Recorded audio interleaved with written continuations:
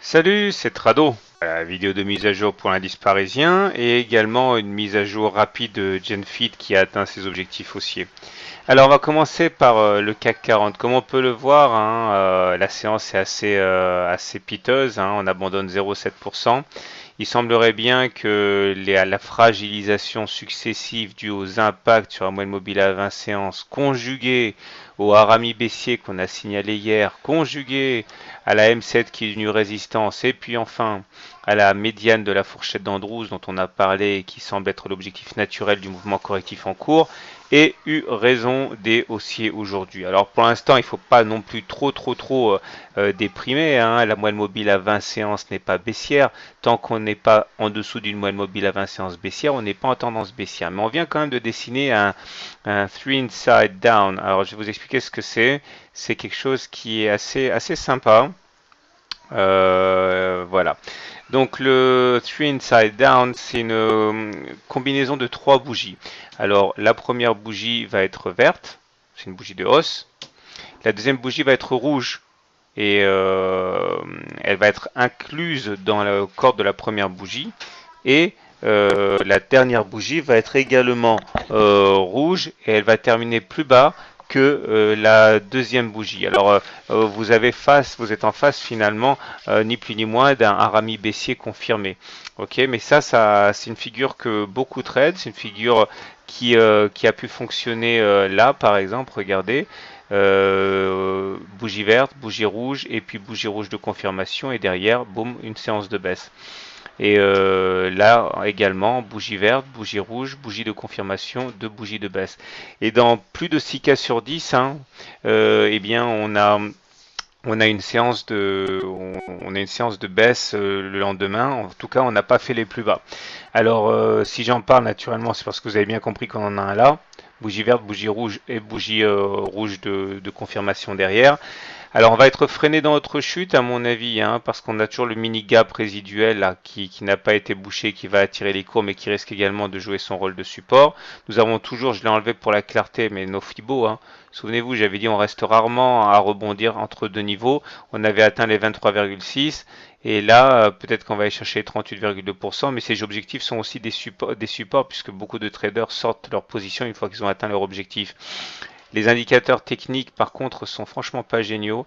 Le stochastique est sous son signal et vous savez très bien que moi je suis un signal de très près dont j'ai pu apprécier tout au long des années l'efficacité assez redoutable, hein. C'est la conjonction d'un MACD qui devient négatif et d'un momentum qui bascule négatif.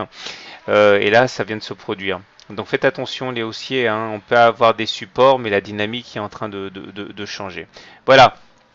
Je voudrais maintenant vous parler en vitesse de GenFit, hein, qui a atteint l'objectif. Alors je suis à la fois content et pas content à titre personnel parce que regardez un petit peu ce qui s'est passé. J'avais dit que l'objectif, hein, serait d'aller chercher donc les 9 euros puisque c'était un gap de continuation et que j'ai dit l'objectif, hein, c'est de reporter la hauteur de la jambe de hausse jusqu'au gap de continuation, de le reporter, ce qui nous a amené à aller chercher pile poil les 9 euros. Ça a été atteint aujourd'hui. Et par contre, j'avais dit également dans mon analyse technique que les gaps de continuation sont rarement rebouchés. Or là, force est de constater que c'est pas vrai, hein, puisqu'il a été rebouché. Et pourtant, on est rebondi, on allait chercher l'objectif assigné. Comme quoi, hein, ça le voit des statistiques. Hein, même si c'est vrai la plupart du temps, c'est pas toujours vrai. Et là, c'était un gap de continuation, mais qui a été rebouché, hein. Bon, il n'a pas été enfoncé en clôture, mais il a été rebouché quand même. Ça sert à rien de se cacher derrière son petit doigt. Donc tous les objectifs ont été atteints. On était avant dans un triangle ascendant. Premier objectif, report de la dernière oscillation au-dessus du point de cassure, ça a été atteint.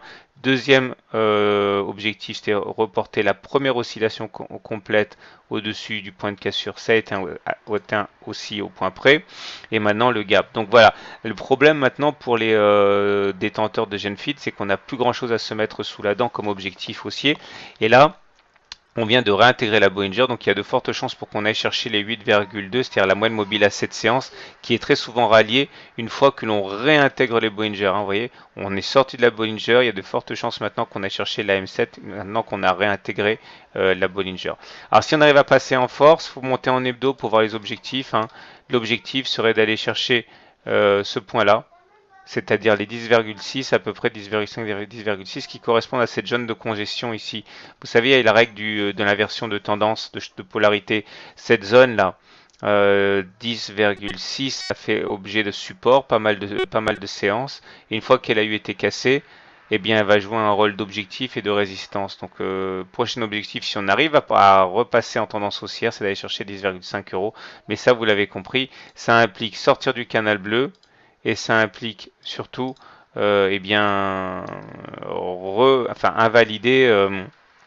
invalider la tendance baissière de court terme qui est en train de s'installer. Donc à mon avis, ce qui va se passer, c'est qu'on va d'abord consolider et puis éventuellement repartir vers le haut car la tendance est haussière. Elle le sera tant qu'on sera au-dessus du moyenne mobile à 20 séances haussières. Voilà. Tout ceci, bien sûr, n'étant pas un conseil, je ne suis pas qualifié pour en faire. Voilà, à demain et bon trade.